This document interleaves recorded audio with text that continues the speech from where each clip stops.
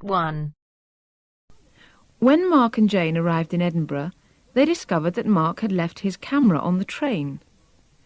At the Lost and Found office, he has to fill in a lost property form. First, you have some time to look at questions 1 to 4.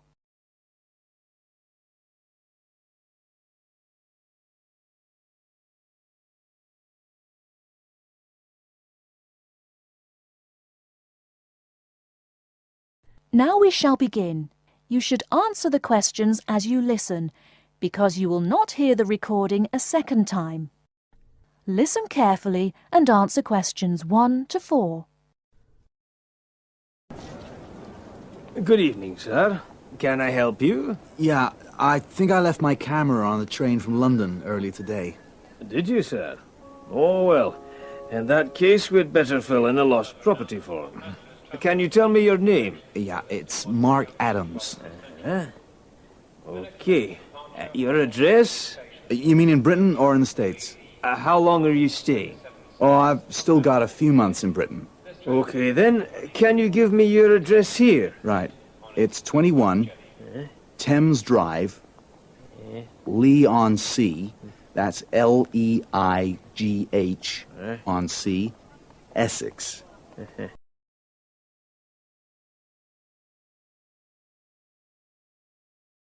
Before you hear the rest of the conversation, you have some time to look at questions 5 to 10.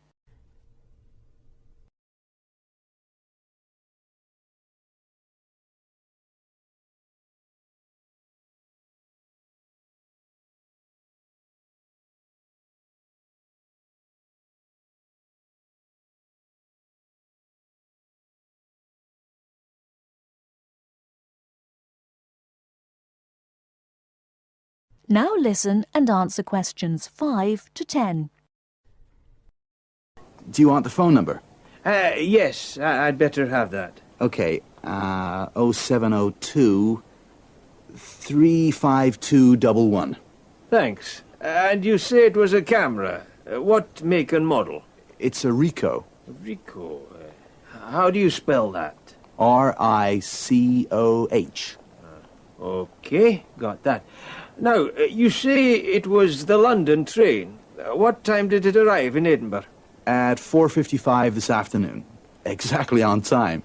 Well then, if we find it, sir, shall we phone you? No, I think I'll drop in the day after tomorrow to check up. Right you are, sir. We'll do our best.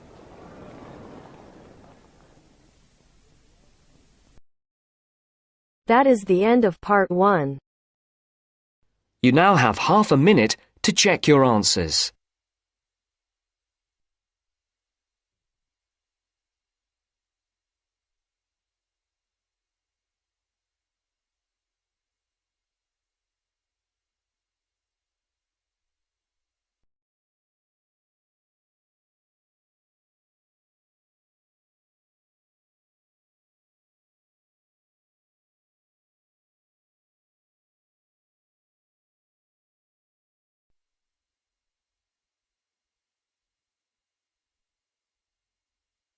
Now turns to Part 2. Part 2. You will hear part of a talk given by a member of staff at a hospital. First, you have some time to look at questions 11 to 15.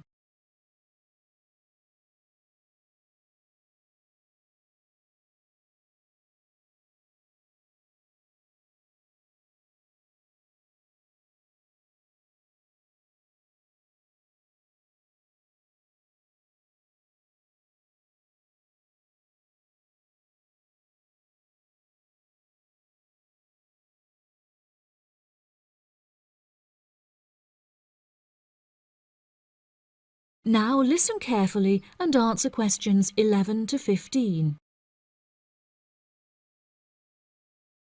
Hello, and welcome to the homepage for the Healthy Hearing Medical Clinic and Surgery, where we'd like to share a little more information about the services we provide and more.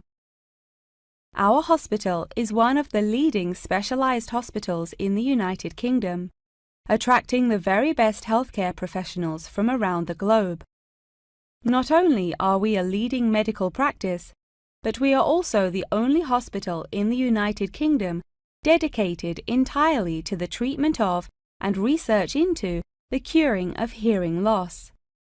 Our facilities and staff here are renowned across Europe, attracting thousands of patients a year.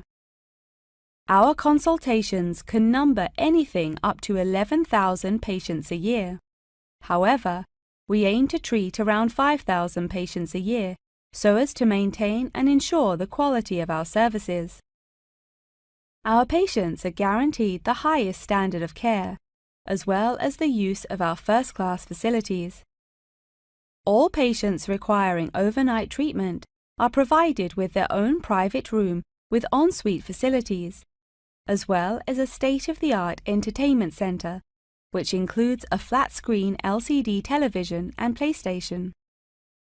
Appointments with our healthcare professionals can be made at any time during the week, with female doctors available between 8 a.m. and 11 a.m. If you need to see a doctor outside of these times, please visit the Out of Hours page of our website for more information. Our doctors are all trained to an exceptionally high standard and practice a vast array of specialities.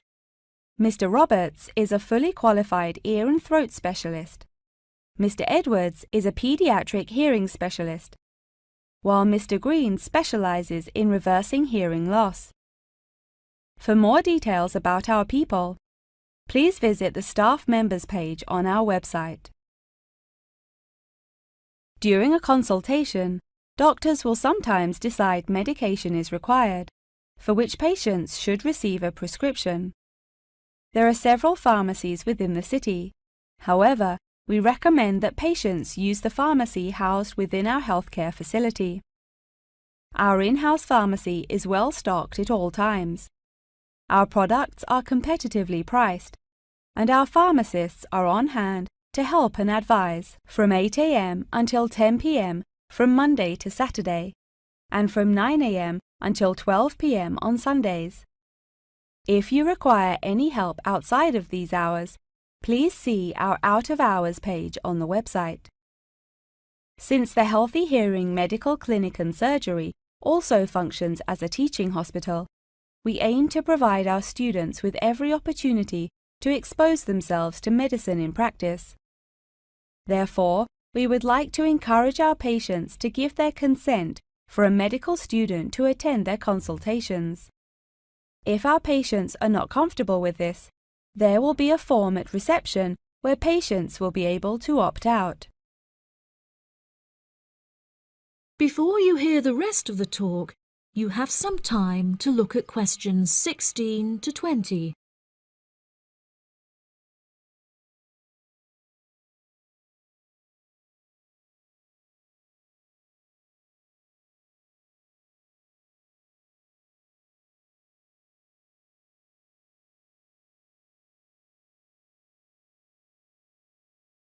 Now listen and answer questions 16 to 20.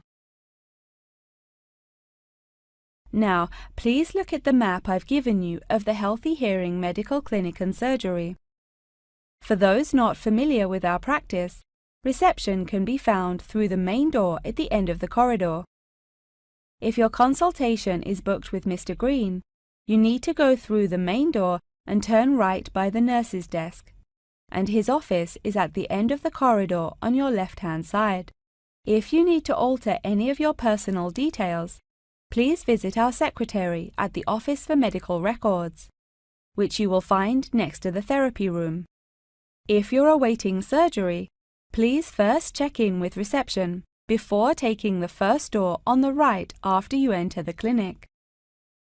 Finally, in the event that you feel disappointed with any of the services we have provided, or have any further questions, please locate our manager's office, which can be found near the Office for Medical Records and between two closets. If you have any more questions about the Healthy Hearing Medical Clinic and Surgery, please do not hesitate to contact us on 01 256 111 111. That is the end of part 2. You now have half a minute to check your answers.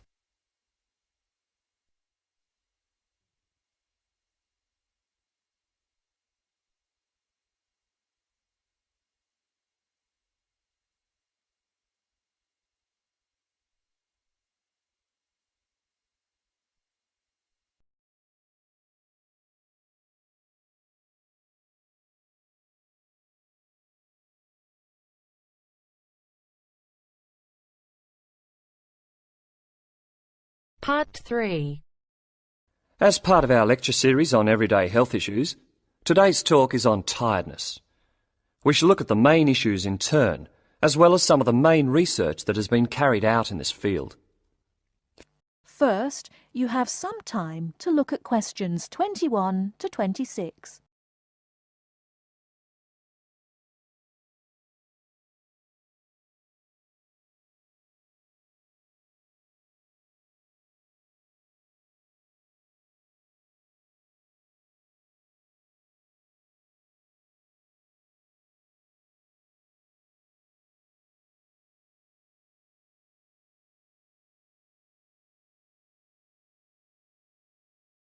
Now listen carefully and answer questions 21 to 26. Good morning. As part of our lecture series on everyday health issues, today's talk is on tiredness. We shall look at the main issues in turn, as well as some of the main research that has been carried out in this field. Firstly, it is clear that tiredness is on the rise. No official data exists on the rate of people reporting to doctors with recurring tiredness, but it's a very common complaint. Research suggests that people are not relaxing properly and often work when they do not have enough energy. Furthermore, products to boost energy are also on the rise. Sales of so-called energy drinks loaded with caffeine and sugar have grown by 23% over the last year. And this is not the only instance of an increase in products claiming to boost energy. Guarana, a herbal stimulant, can now be found in everything from chocolate bars to tea bags. Now let's examine what it is that's making people so tired. Dr. Liebhold, a Sydney GP, has done extensive research into this, and he believes that financial pressures, not taking holidays, and not having time off when you become ill due to fear of losing your job are all common causes. Some of the other suggested causes are low oxygen levels in offices, poor diet, or illness. The problem is that tiredness is a symptom of just about every kind of illness, which makes tracking down the cause all the more difficult. The next question to ask is, are people getting enough sleep? Dr. Mansfield from Melbourne's Epworth Sleep Centre, who specialises in sleep disorders, says insomnia often arises when people are going through a stressful period. Mansfield often needs to re-educate people in how to get off to sleep. He recommends keeping your body clock regular by going to bed and rising at similar times every day, and not drinking too much caffeine. And there is some truth in the old story about having a glass of hot milk before bed. Milk contains the amino acid tryptophan, which has been shown to help induce sleepiness. Turning to the question of why we need sleep, researchers are still trying to answer this fundamental question. Sleep deprivation experiments have shown that after 14 days without sleep, rats will lie down and die. And after only 3 days sleep loss, humans get confused, forgetful, and start having hallucinations. So whatever sleep does, it is important.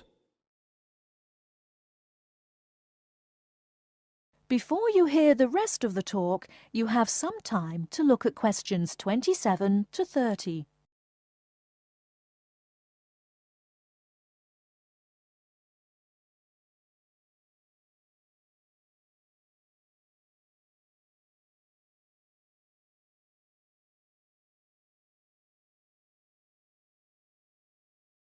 Now listen and answer questions 27 to 30. However, not all researchers feel the same way. Trent Watson of the Dietitians Association is not convinced by McMahon's theory, explaining that our bodies don't really like to burn protein as a fuel, so it doesn't really contribute to energy levels. Carbohydrates, however, found in fruit, breads and pastas are a more common fuel. Anyone following a rigidly high-protein diet with low carbohydrates, even if they are operating at low intensity during the day, could subject themselves to fatigue because they just don't have the carbohydrate stores, Watson says. In general, a good way to stay energised from a dietary point of view is to eat red meat, green leafy vegetables and whole grains. These foods give red blood cells the building blocks for optimum performance in their role of delivering oxygen to muscles. To sum up, tiredness is a health problem on the increase, and there continues to be much debate surrounding its causes and remedies. Now, if there are any questions, I'd be happy to answer them. That is the end of part 3. You now have half a minute to check your answers.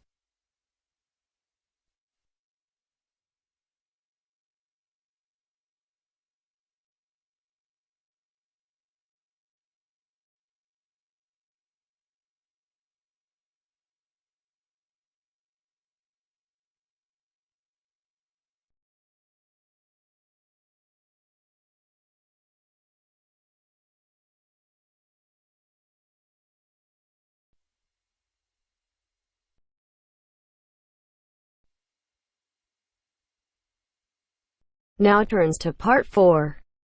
Part 4. You will hear a talk on the research of architecture.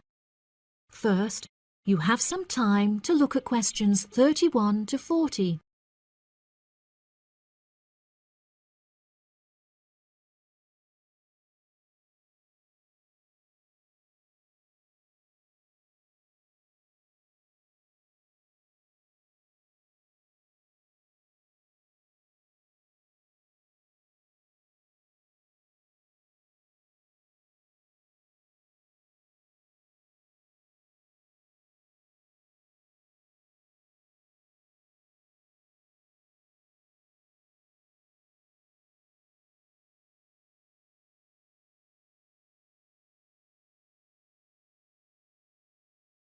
Now listen carefully and answer questions 31 to 40.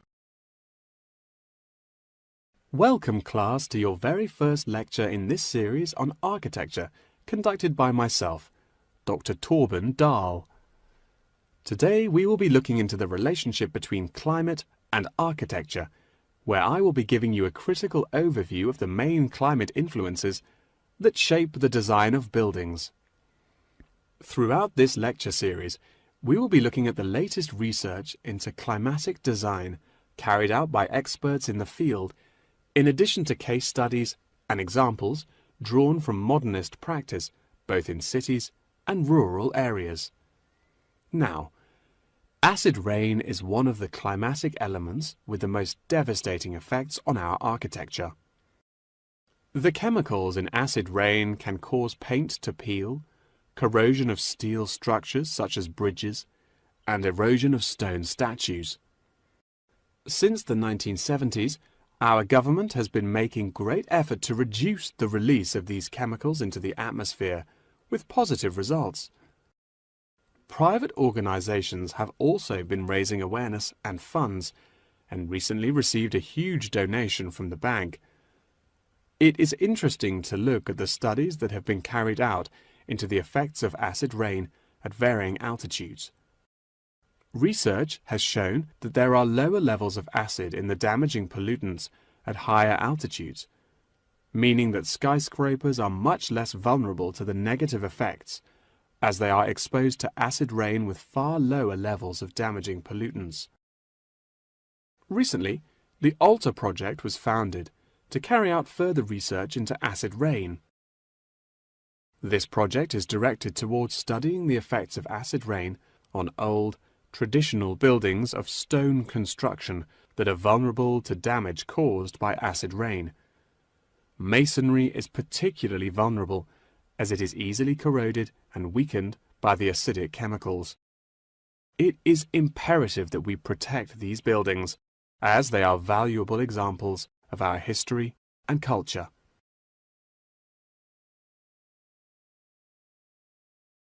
Pollution is one of the main sources of concern in the present day. The construction industry contributes considerably as a source of pollution in its day-to-day processes of creating building materials such as concrete and glass. However, more new sustainable methods are being developed to counter this. A recent case study for this is Sky Tower, whose windows have been made from recycled glass to prevent pollution from the glass-making process. Water is the most problematic element to be considered in construction. It is imperative that construction elements, such as the insulation, are fitted into the building in dry weather to prevent it from getting wet. This makes winter an undesirable season for construction, as the heavy rainfall can have adverse effects on the building. Another climate type that has an enormous effect on buildings is humidity. Constructions made of steel and stone are largely unaffected by humidity. However, it can have a serious effect on wooden constructions if the timber has not been correctly treated. Moisture from the air can condense in the grain of the wood, which then swells and shrinks in proportion to the magnitude of change in its moisture content. This variation in size can have disastrous consequences. In areas of the world that are prone to earthquakes, certain design and environmental conditions are preferable for protecting buildings in the event of a tremor. Engineers have come up with numerous building procedures to help minimize shaking in buildings. For example, tall buildings have height restrictions and counterweights, and multi-story buildings have reinforced floors and walls. Ground conditions are a cause for worry in many constructions, as often the soil is of the wrong density to protect the foundations. Luckily, technology has now been developed that can help to minimize damage by earthquakes. Seismic sensors can give prior warning when an earthquake is about to happen, so that preparations can be made to protect both the people and the buildings from harm. The movement of building structures can now also be measured and monitored over time by architects. It has been expressed by architects within the design community that it would be valuable to be given special courses for designing buildings within earthquake zones. Guidelines are also expected to be produced by the government in the near future that will give architects a universal checklist to follow. That wraps up the lecture for today. Please remember that attendance is mandatory. That is the end of part 4. You now have half a minute to check your answers.